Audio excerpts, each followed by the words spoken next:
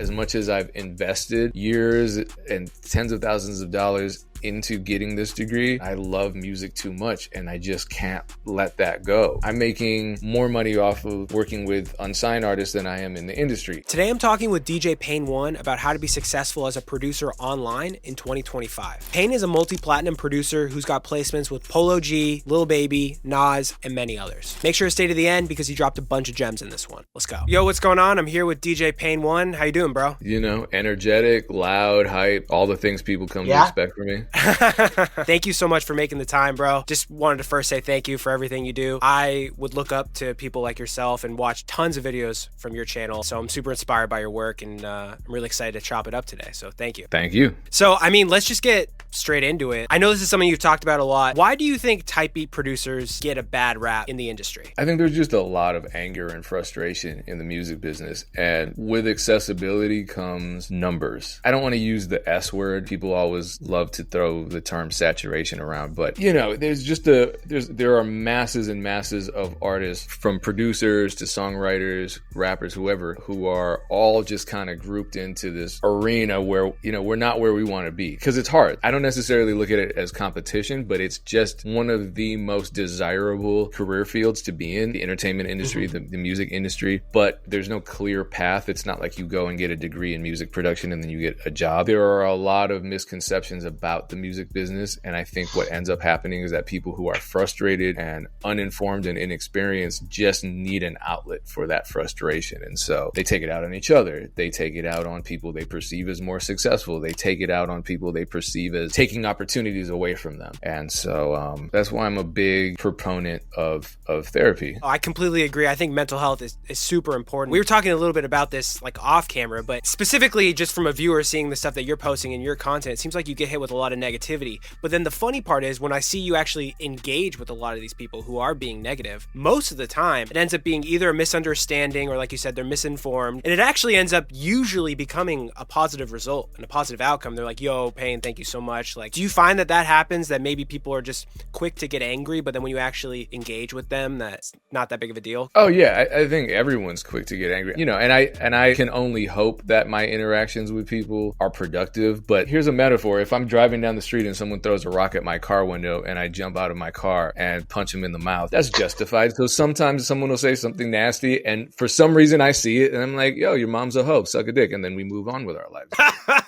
What's funny about that dynamic is that with the internet, people feel like they can say anything to anybody. It's silly and it's a waste of time. And I'm not encouraging people to engage in negativity, but at the end of the day, we're humans, and so I certainly am human. And here's the age-old question, but we're in 2025 right now. Do you think selling beats online is dead? Producers ask me this question all the time, and then you also hear a lot of people make assertions and push this narrative that selling beats is dead. I'm like, I'm right here. There are so many of us who are doing this for a living that I don't even know how to describe the level of cognitive dissonance that occurs when someone makes that kind of statement. And we're seeing smaller channels that popped up a year or two ago. Now those guys are making content about how they were able to generate an income doing it. I think a lot of people will look at the type beat space and they'll say, okay, I tried for 5 months and it didn't work, so it's dead. If you're relying entirely on yourself and not tried and true information from others who have lived it, like a trainer who can explain, you know, no, this is a workout plan that can help you, you just need to be more consistent, then you're not going to see results. And unfortunately, some people who don't see results come to the conclusion that because it didn't work for them, it can't possibly work for anyone else. What do you think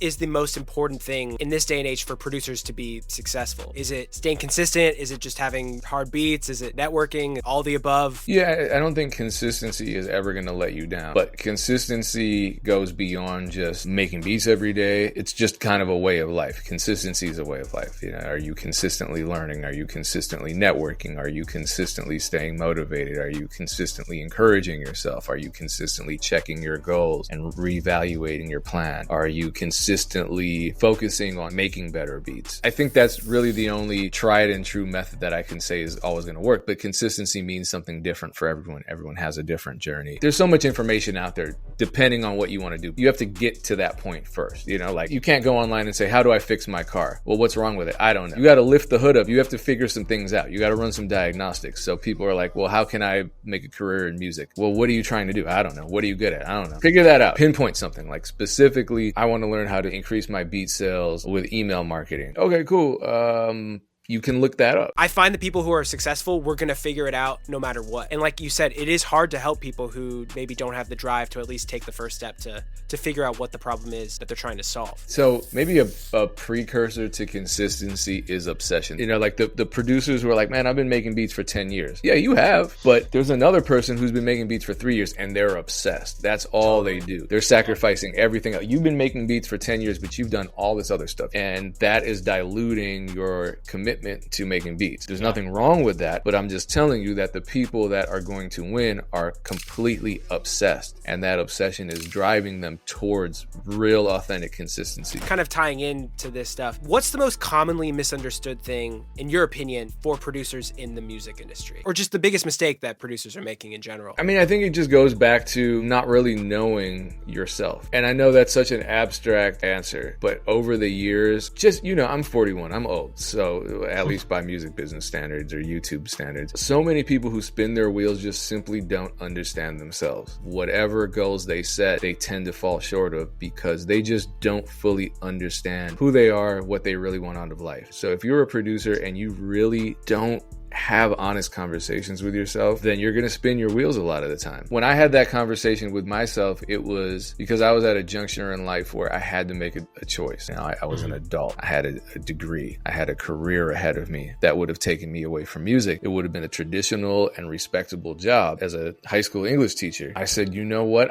I don't think, as much as I love doing that, as much as I've invested years and tens of thousands of dollars into getting this degree, I love music too. I'm realizing that I love music too much and I just can't let that go. So a lot of people just need to be honest with themselves. Maybe you don't like making beats that much. Maybe you have to figure something else out. Maybe there's something else for you in the realm of music, or maybe you just have to do some soul searching, but there's nothing wrong with it until there's something wrong with it. No, I completely agree. And there are still grown adults who can't have those same conversations with themselves that I guess these younger dudes that are like, you know what, I'm not going to do all this kid shit that society expects me to do because I'm obsessed with making music. And you're making some crazy social sacrifices at that age. You know, even as an adult, when you're like, I'm not trying to go out on the weekend because I have this list of custom beats I have to make. You know, now it's weird, but it's really weird when you're 16, 17. Yeah, no, I agree. It's incredibly inspiring. I feel like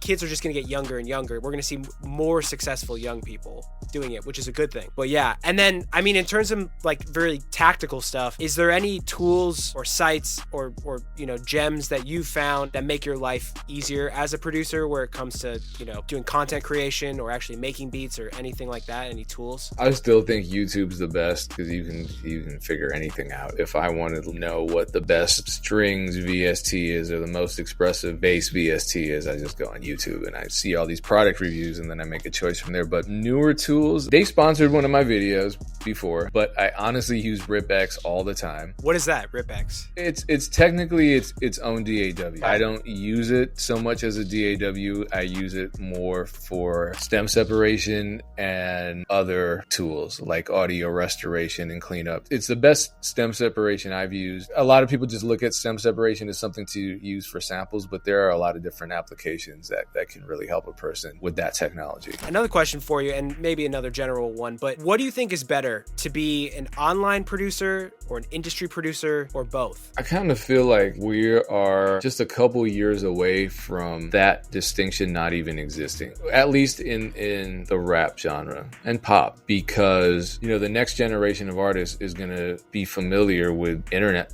beats and they're more than likely going to have used them. And then a lot of those producers end up transitioning into the industry. There are guys like Gentle Beats who, you know, are producing Boss Man D-Lo's hit singles. They still have beats online, collaborating with him all the time. That's just kind of the new normal. You know, I'm kind of doing both, and I'll be completely transparent. I'm making more money off of working with unsigned artists than I am in the industry, in spite of every now and then getting a hit song. Like, yeah, great. The money's great from having a hit song. Even a placement, the money's great. But for me, having both is the revenue model that I want. If tomorrow suddenly I became the hottest producer in the industry, I don't think I would have time to do both. And so I would have to make a choice. So just get to that point. I agree. And I think even if you were to get to that point and you decided you don't have the time for the online stuff, think about the catalog that you have that you'll probably still keep up there. I mean, it could be thousands of beats that will continue to live on. That's the best part about the online world. And I'm so happy I did it when I did. But like, man, and I'm sure you felt this feeling before, you get beat sales in your sleep. You wake up to money that's just like, you didn't have to necessarily work for it in that kind of way. It's not like a one-to-one thing where you worked a shift at Starbucks and you got paid a paycheck for it. It's like we get to really put up the time up front to make the beat, and then it gets to live a whole other life, which is amazing. Well, cool, man. Appreciate the conversation, man. Thank you. Yeah. Thank you so much, man. I appreciate it.